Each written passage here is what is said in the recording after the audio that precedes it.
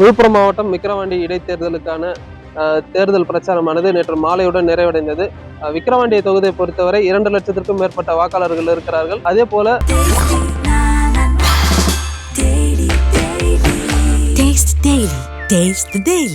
விக்கிரவாண்டி தொகுதியில் போட்டியிடக்கூடிய வேட்பாளர்கள் என்று பார்த்தோம்னால் திமுக சார்பில் அன்னியூர் சிவா, பாட்டாளி மக்கள் கட்சியின் சார்பில் சி அன்புமணி, நாம் தமிழர் கட்சியின் சார்பில் அபிநயா என மும்முனை போட்டி நிலவி வருகிறது. சுமார் விக்கிரவாண்டி தேர்தல் களத்தை பொறுத்தவரை 29 வேட்பாளர்கள் களத்தில் இருக்கிறார்கள். சுயேட்சை வேட்பாளர்கள் உட்பட பிரதான கட்சிகளின் வேட்பாளர்கள் என 29 பேர் களத்தில் இருந்தாலும் முக்கியமாக 3 கட்சிகளின் வேட்பாளர்களுடைய தீவிர பிரச்சாரம் என்பது அதிகமாகவே காணப்பட்டது.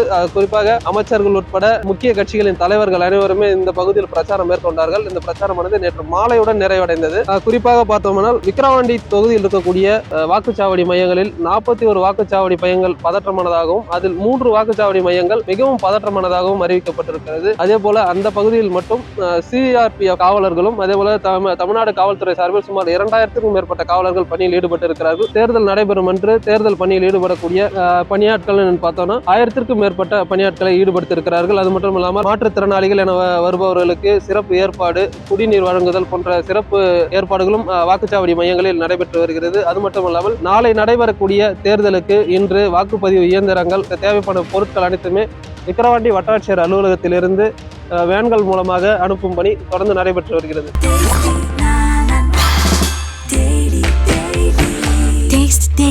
Taste the Daily.